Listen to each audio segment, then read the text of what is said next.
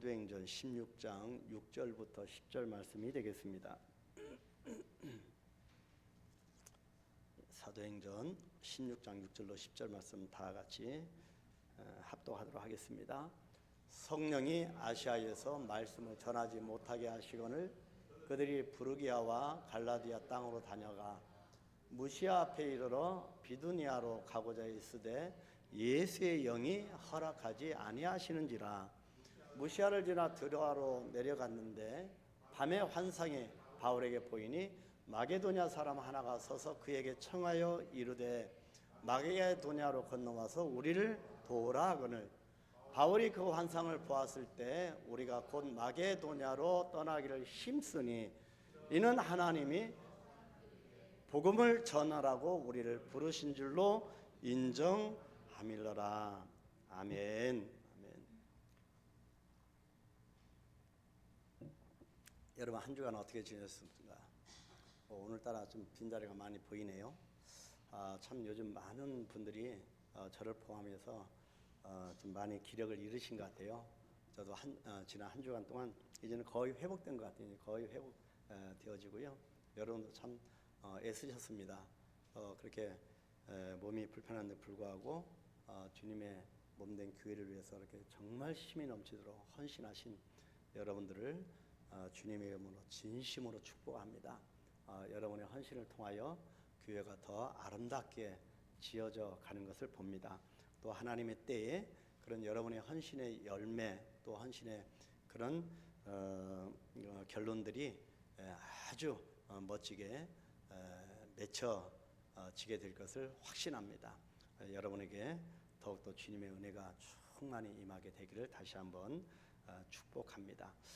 자, 오늘 이 말씀을 좀 보면서요, 사실 목회자에게 이 말씀을 대하면서 설교를 준비하고 설교를 하는 데 있어서는 이 설교를 하기 위한 말씀을 보면 이게 좀 뭔가 좀 그렇습니다. 그죠? 우리가 하나님의 은혜를 상고하며 그렇게 은혜 가운데 이 말씀을 같이 풀어줘야 하는데 어떤 때는 이 말씀 앞에 굉장히 날카로움을 좀 잃을 때가 있어요. 그래서 이 외과 의사가 이 수술용 이 칼이 메스가 날카롭지 않으면 수술하기 어렵듯이 목회자도 마찬가지입니다. 말씀 앞에 선 자는 늘 기도로 이 날카로움을 예리함을 유지해야 되는데 지난 한 주간은 좀 많이 좀 무뎌진 것 같아요. 근데 다시 한번 이 말씀 앞에 섰습니다. 자, 아주 오래전에 세간에 큰 화제가 됐던 이슈가 있었죠. 우리 다 압니다. 인공지능으로 만들어진 바둑게임기 알파고, 여러분 기억나실 겁니다. 이 알파고가 천재기사, 지금은 은퇴했지만 이세돌 구단에게 완승했다고 하는 기사였을 겁니다. 오직 이기는 것만 이렇게 입력되고 그렇게 만들어진 알파고는 1200여 개의 초고성능 인지장치 컴퓨터 칩 그리고 176개의 그래픽 디자인 장치를 작동시켜서 무려 1초예요. 1초에 보니까 1초에 1000회 이상의 가상 시뮬레이션이 가능하다고 하고 그리고 이미 저장된 16만 건의 데이터를 바탕으로 생각까지 한다고 합니다. 그러니까 아무리 이 바둑 구단이면 뭐 신의 경지에 올랐다고 하잖아요. 이 이세돌 구단의 몇 수 앞을 내다볼 수가 있는 것이 알파고였습니다. 그래서 세간의 관심은 인공지능의 수준이 어디까지 왔는가, 그 인공지능이 도대체 무엇을 근거로 또 어떻게 만들어졌는가에 대한 그런 부분이라고 할 수가 있겠습니다. 많은 사람들이 그런 관심이 집중되었습니다.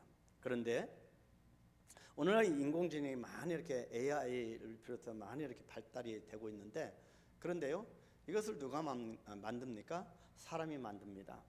그렇다면 이것을 만든 인간의 뇌는 어떻게 된 것일까? 몸 전체 무게에 이 뇌가 몸 전체 무게 2%밖에 안 된다고 합니다. 자, 2%에 불과한데 그 안에는 무려 860억 개의 세포가 있다고 합니다. 어마어마하죠? 860억 개의 세포입니다. 자, 모래알 만한 크기의 뇌 티슈에는 자그마치 10만 개의 뉴런이 담겨져 있고 10억 개의 신경이 계속 서로 순간순간 이렇게 커뮤니케이션을 하고 있다고 합니다. 그래서 우리가 인지하지 못하는 순간에도 우리 안에 이 뇌는 늘 그렇게 서로 커뮤니케이션을 하고 있다는 거죠. 더구나 이러한 모든 뇌 세포는 하나도 같은 것이 없을 뿐만 아니라 그 안에서 전달된 정보는 시속 420만 킬로미터. 여러분, 시속 우리가 고속도로 갈 때 120만 가도 이 과속이잖아요.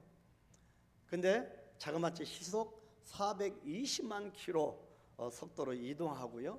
1초마다 10만 개 이상의 화학 반응이 일어난다고 하네요. 여러분, 똑딱 하는 순간에 10만 개의 그런 화학 반응이 일어난다.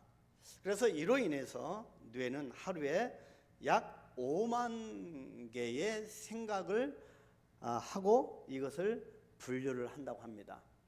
우리가 어떤 분이 음식을 만들 때 5만 가지를 넣었다고 하더라고요. 맞는 것 같아요. 우리 하루에 이 뇌가 5만 개의 생각을 하고 5만 가지 생각하는 거지요. 그리고 이걸 또 분류를 한대요. 대단합니다, 우리 인간의 뇌가. 그래서 현 시대의 인공지능의 발전과 수준에 대해서 놀라면서도 새삼 인간의 뇌에 대한 신비감을, 이 인공지능을 볼 때는 정말 놀람을 감추지 못하지만 우리 인간의 뇌를 볼 때는 어찌 보면 신비감을 우리가 갖지 않을 수가 없습니다. 이렇게 정교하고 세밀하고 심히 기묘하게 창조를 하신 하나님의 솜씨에, 그래서 인간의 뇌를 누가 만들으셨나? 하나님이 아닙니까? 그래서 우리 하나님의 창조 솜씨에 정말 경외심을 갖게 됩니다. 자, 또 이런 인공 두뇌까지 만드는 하나님의 창조물인 우리 인간의 능력도 정말 놀랍다고 할 수가 있겠습니다. 여러분, 갖고 있는 이 뇌가 정말 놀라운 거지요. 자, 이러한 하나님의 창조하심에 대한 다윗의 고백이 성경에도 있습니다. 그래서 이런 것을 보고 이제 깨닫고 다윗이 이렇게 고백합니다. 시편 139편 14절인데 내가 주께 감사하옴은 나를 지으심이 심히 기묘하심이라. 주께서 하시는 일이 기이함을 내 영혼이 잘 아나이다. 우리는 모를 때가 참 많은데 이 다윗은 이런 것을 다 깨닫고 안다고 고백하니 다윗은 참 대단한 인물이었던 것 같습니다. 자, 오늘 이 시간에 우리는 하나님의 하시는 기이한 일을 보게 될 것입니다. 사도행전을 통하여서 끝까지 붙들고 함께 하시는 하나님의 역사, 기이한 일을 보게 될 텐데 그 기이한 일이 무엇인지 우리가 건너와서 우리를 도우라고 하는 말씀을 제목으로 말씀을 한번 상고해 보려고 합니다. 건너와서 우리를 도우라. 여러분, 끊임없이 성령께서 우리에게 말씀하십니다. 끊임없이 말씀하시는데 우리가 그걸 잘 듣지 못하는 거죠. 자, 건너와서 우리를 도우라. 자, 첫 번째는 이 음성은 세계 영적 지도를 바꾸시는 성령님의 음성입니다. 여러분, 우리가 신앙생활할 때 이 모든 우리 심령 가운데 또 이 열방 가운데 우리 세계 지도가 있잖아요. 근데 영적 지도입니다.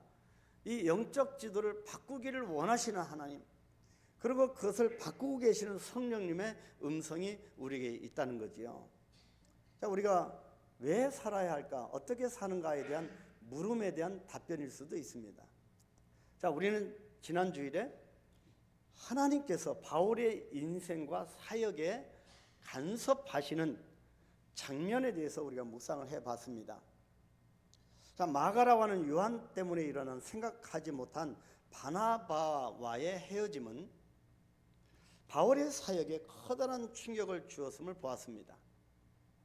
그럼에도 선교 여정을 계속해야 했기 때문에 성령님은 바울에게 간섭을 해야만 하셨습니다. 여러분, 이 헤어짐에 대해서는, 이별에 대해서는 그때 설교를 했기 때문에 더 이상 설명을 안 드려도 여러분 잘 아실 겁니다. 이 이별에 대한 우리 신앙인들에게 있어서 이별이 어떤 의미가 있는가에 대해서 여러분 잘 정립을 하셨으리라 믿습니다. 자, 그 결과로 평생 동역자요 영적 아들인 디모데를 허락하셨다는 겁니다.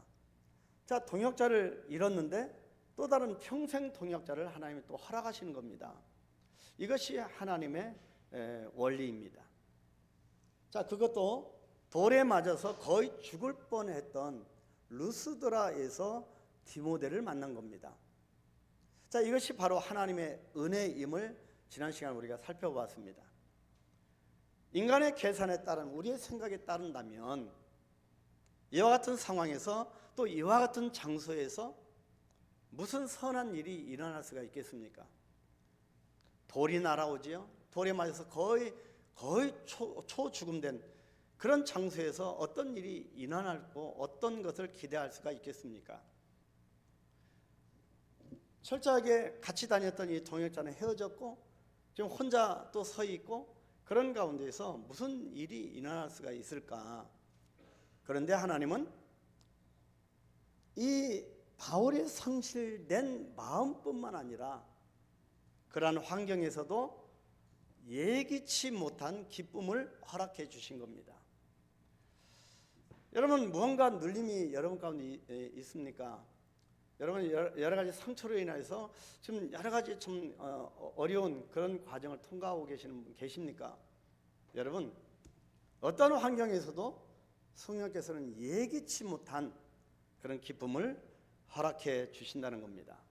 바울은요, 이러한 하나님의 간섭하심 속에서 개인적으로 자신의 선교 여성, 선교 인생에서 가장 중요한 사건을 만나게 됩니다. 그리고 이것은 세계의 영적 지도를 바꾸는 장면이기도 합니다. 그것이 오늘 본문 6절에서 7절 말씀입니다. 성령이 아시아에서 말씀을 전하지 못하게 하시거늘 그들이 부르기아와 갈라디아 땅으로 다녀가 무시아 앞에 이르러 비두니아로 가고자 애쓰되 정말 노력하고 애를 썼는데 어떻게 합니까? 예수의 영이 허락하지 아니하시는지라.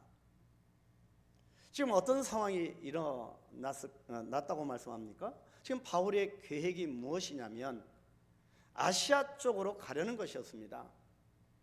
자, 당시의 아시아는 얼마나 척박했겠습니까?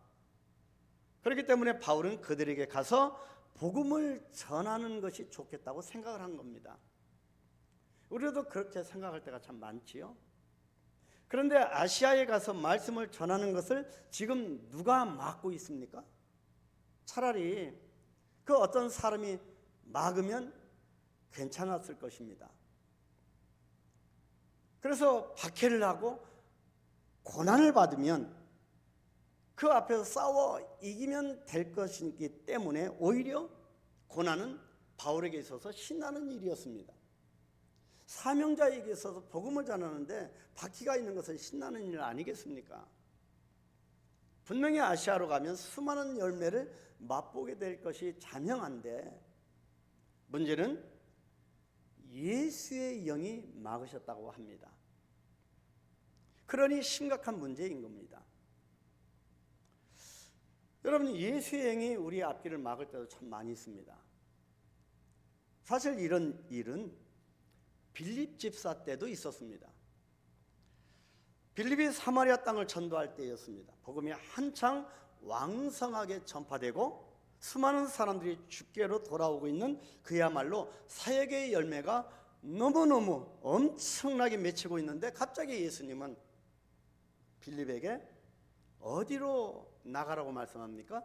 광야로 나가라고 말씀합니다. 정말 자다가 우스갯소리지만 자다가 봉창 두드리는 소리 아니겠습니까? 그죠? 일단 여러 가지 이 모습은 일단 여러 가지 이치에 맞지 않습니다. 부흥의 장소인 사마리아를 떠나는 게 말이 안 됩니다. 빛날이 사역 진행되고 있는데 그것을 떠난다는 것은 말이 안 되는 거지요. 무엇보다 나아가라고 하는 이 광야에는 사람이 없습니다. 그런데 순종하고 갔더니 누굴 만나게 됩니까?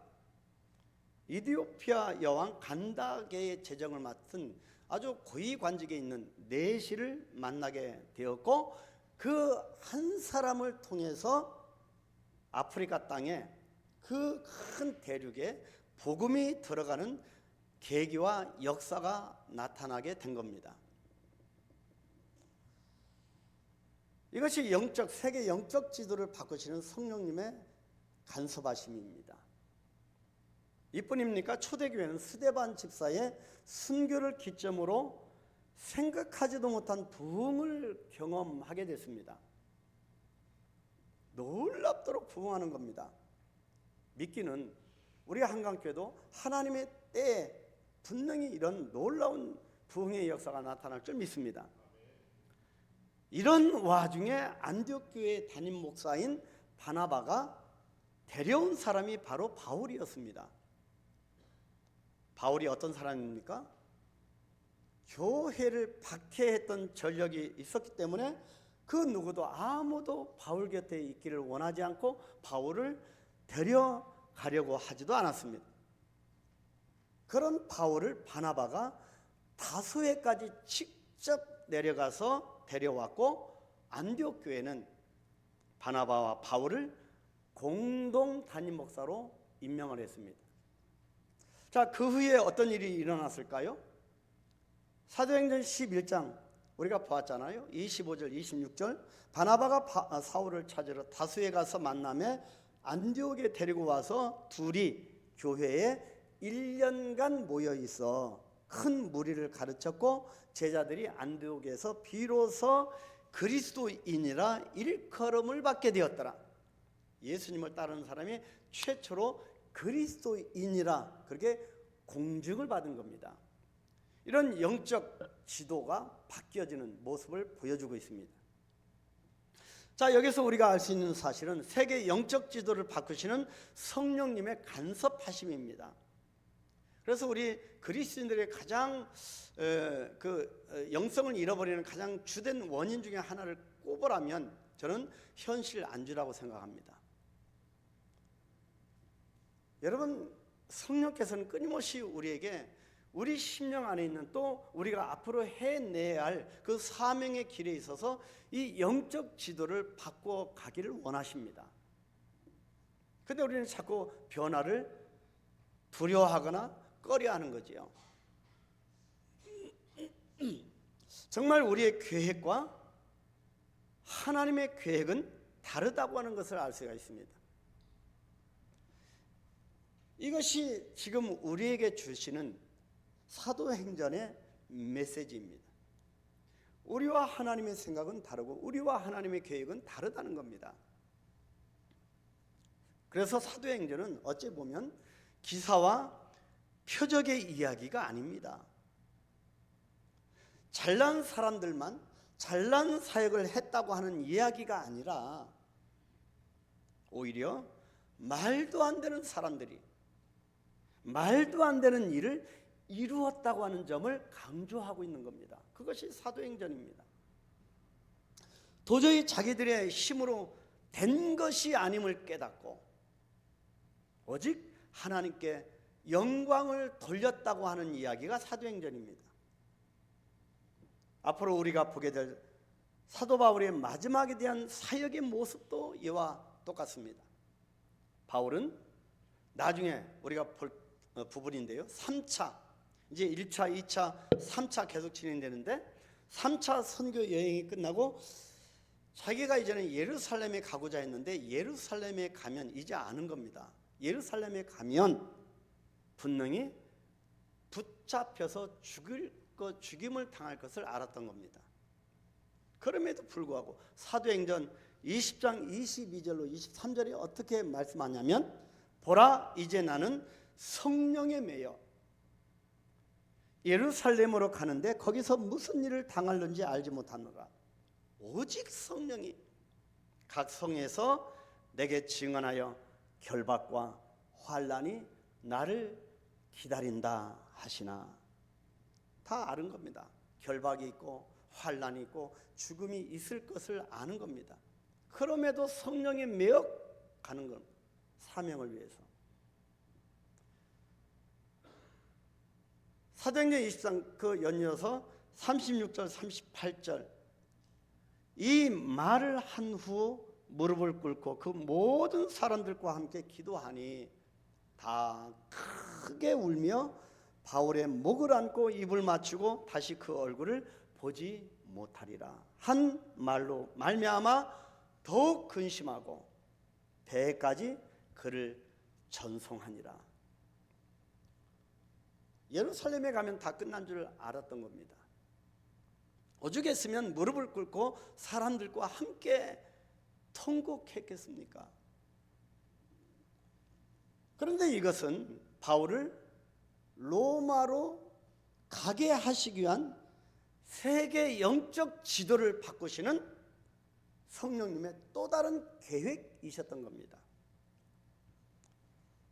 바로 세계 영적 지도를 바꾸시는 성령님의 음성을 들어야 할 줄 믿습니다. 우리는 좀 이 큰 그림을 그리고 더 멀리 내다보고 하나님 주신 큰 비전을 향하여 나아가야 할 줄 믿습니다. 우리 생각과 또 모든 관계도 여러분 그런 표현 써도 되는지 모르지만 좀 후지지 않았으면 좋겠습니다. 좀 더 고차원적이고 가치가 있고 그죠? 영적 지도를 바꾸시는 하나님의 놀라운 역사를 볼 줄 아는 우리가 되기를 소망합니다. 자, 그런 의미에서 두 번째는 건너와서 우리를 도우라. 이 말은 우리의 생각과 다른 하나님의 생각이라는 거지요. 나와 하나님의 생각은 다릅니다. 이것을 우리가 은혜 받는 첫걸음이 뭐냐면 이것을 인정하는 겁니다. 나의 생각과 하나님의 생각이 다르다고 하는 것을 인정 못하면 은혜가 별로 없습니다. 저는 저의 인생을 돌아볼수록 목회를 하면 할수록 영적인 믿음의 깊이를 알면 알수록 사람의 생각이 결코 하나님의 생각에 이르지 못할 뿐만 아니라 나의 생각이 하나님의 생각과 판이하게 다르다고 하는 것을 가면 갈수록 깨닫습니다. 이것을 깨달으니 더 무릎을 꿇을 수밖에 없고 낮아질 수밖에 없습니다.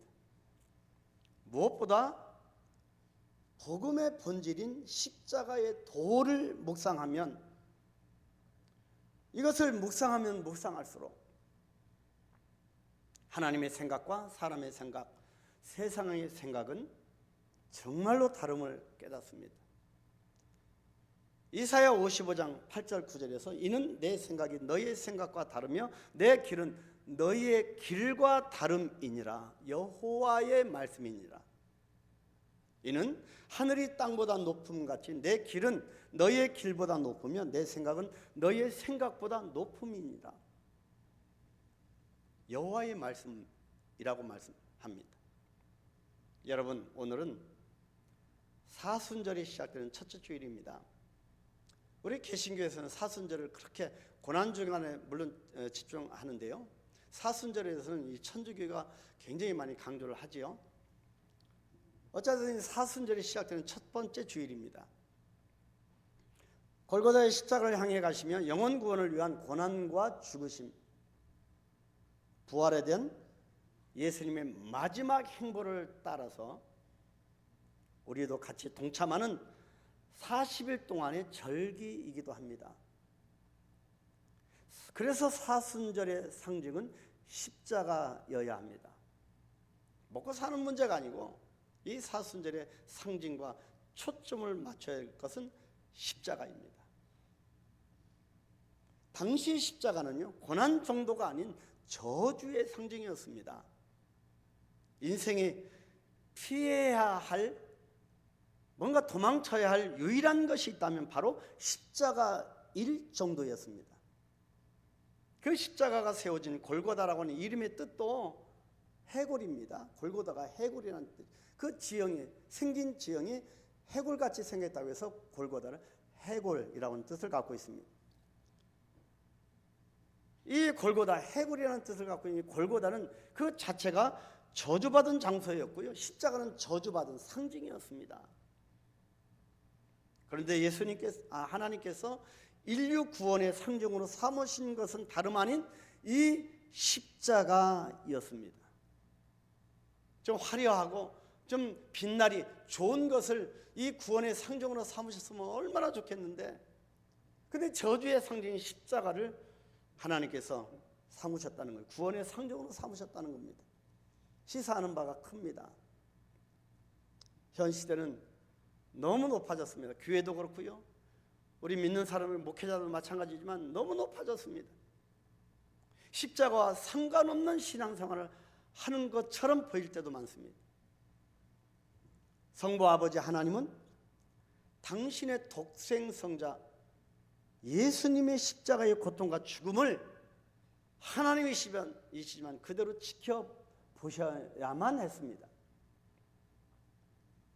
사랑은 영혼 구원을 위한 것이지요. 바로 이 부분 앞에서 다윗은 자식에 대한 아버지의 아픔에 대하여 구약에서 이렇게 하나님의 말씀을 대변하고 있습니다. 울부짖고 있지요. 사무엘하 18장 33절. 왕의 마음이 심히 아파 문 위층으로 올라가서 우니라. 그가 올라갈 때 말하기를 내 아들 압살롬아, 내 아들 압살롬아, 차라리 내가 너를 대신하여 죽었다면, 압살롬 내 아들아 하였더라. 여러분, 자녀를 위해서 이렇게 목을 놓아 울고 계십니까? 눈물이 마른 시대입니다. 우리 믿음의 선조들 얼마나 마룻바닥에서 또 집안에서 그렇게 눈물을 흘리고 적셨습니까? 그 눈물로 자녀들이 잘 성장하지 않았습니까?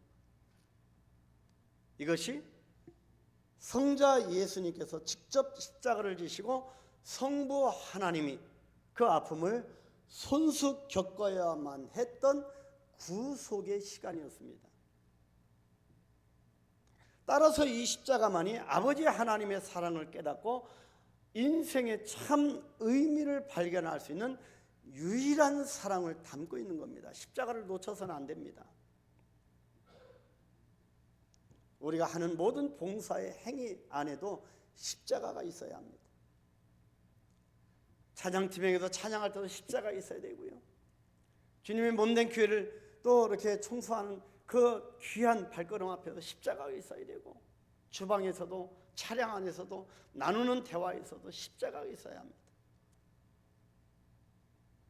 그래서 바울은 이렇게 고백합니다. 고린도전서 1장 18절. 십자가의 도가 멸망하는 자들에게는 미련한 것이요 구원을 받는 우리에게는 하나님의 능력이라.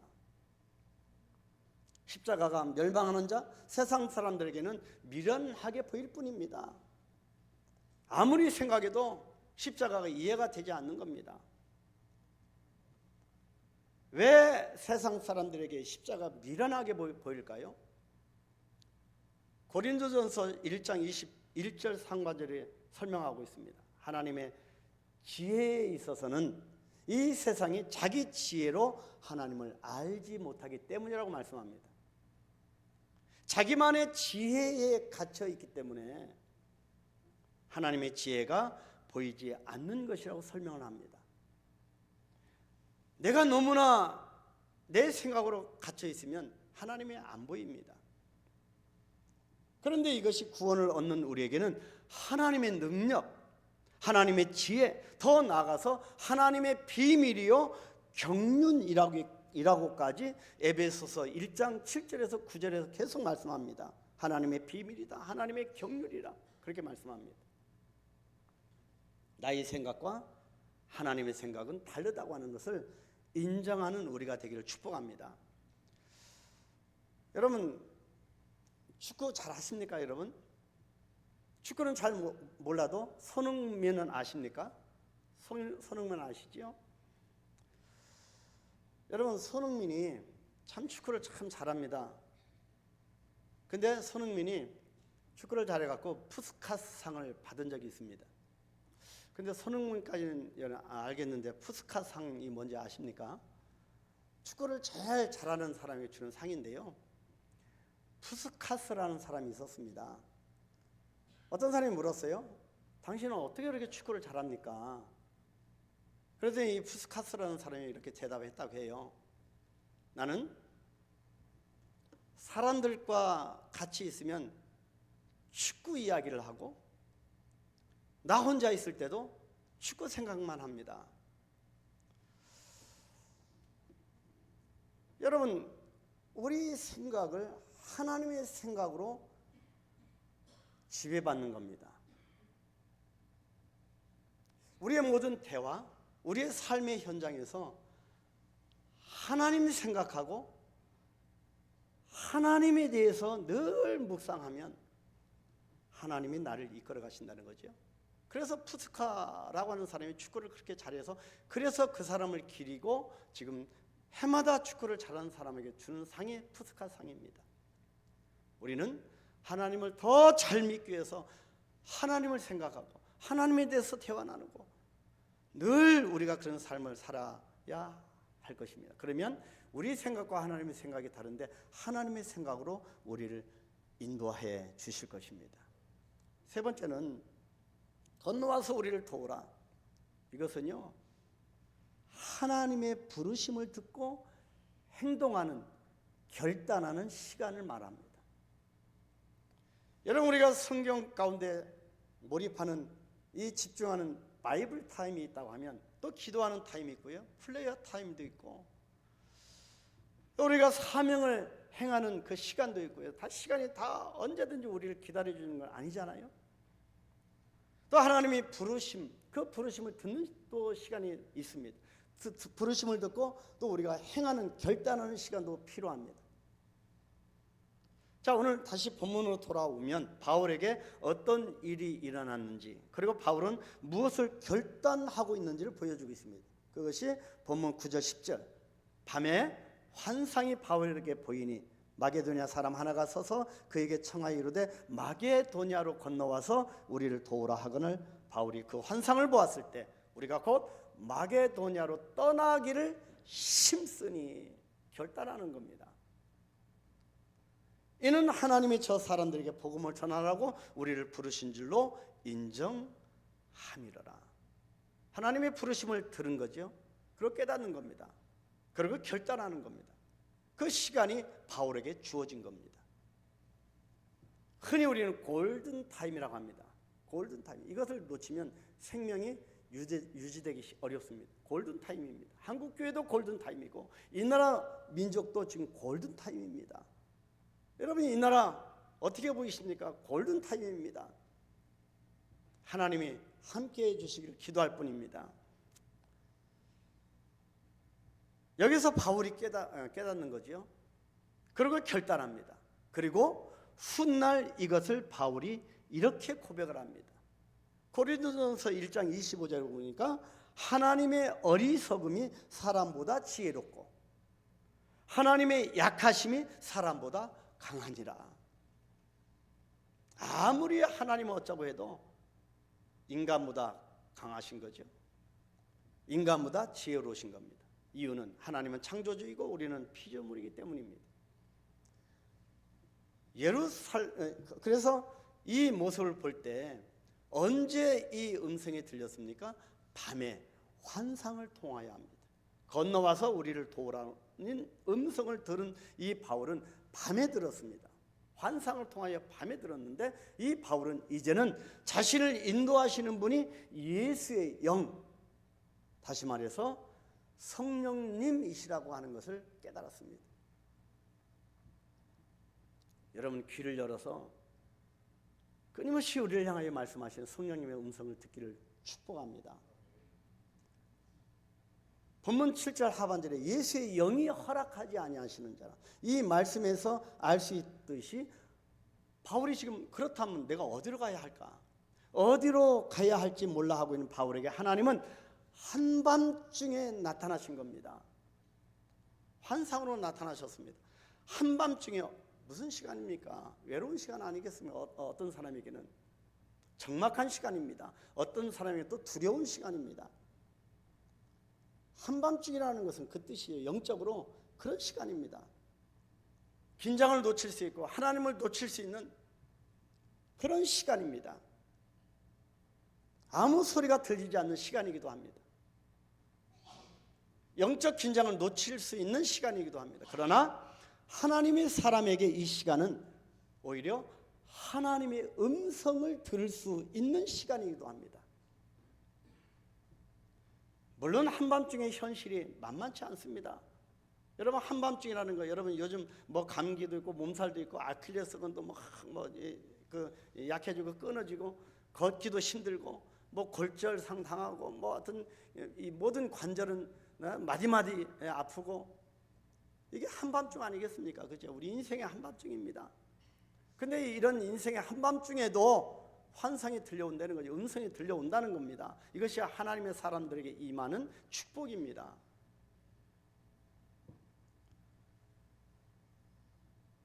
어둡고 무거운 적막감이 물려드는 시간이지요. 그래서 이런 시간대 우리는 그렇게 말을 합니다. 하나님이 도대체 왜 이러시는 걸까? 나에게 왜 이러십니까? 그런 의심이 드는 시간이기도 한데, 그러나 그 시간이 오면 그냥 엎드려 보는 겁니다. 그래서 요즘 제가 별로 말수가 좀 줄어든 것이 하나님께 집중하기 위해서입니다. 어떤 변화가 와도요, 과거에는 어떤 의분이라는 게 막 올랐는데 요즘은 그걸 좀 약간 절제하고 하나님 앞에 엎드립니다. 이 한밤중에 나의 인생에 찾아오면 그냥 엎드려 보는 겁니다. 그래도 그분의 음성이 잘 안 들리고 그분의 간섭하심이 잘 안 느껴지면 또 엎드려 보는 겁니다. 분명하게 마게도냐로 건너와서 우리를 도우라고 하는 성령님의 음성이 들릴 줄 믿습니다. 하나님의 부르심의 음성을 들은 바울은 마게도니아로 떠나기를 힘을 썼고, 이것은 하나님이 사람들에게 복음을 전하라고 자기를 부르신 줄을 깨달았기 때문이었습니다.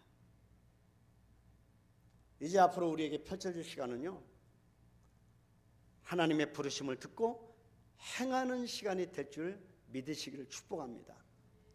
연약해 보이시나요, 여러분? 정말 희망이 꺾여서 앞이 잘 안 보이십니까? 그것이 한밤중입니다. 엎드릴 때 성령께서 분명히 여러분에게 사명으로 찾아오실 겁니다. 건너와서 우리를 도우라고 하는 성령님의 부르심의 음성이 들리게 될 것입니다. 사랑하는 우리 성도 여러분, 오늘부터 사순절이 시작됐죠. 주님께서 부활하시는 부활절까지 40일 동안에 나를 부르시는 하나님의 음성의 귀를 기울여 보십시오. 오로지 하나님 편에 서 보십시오.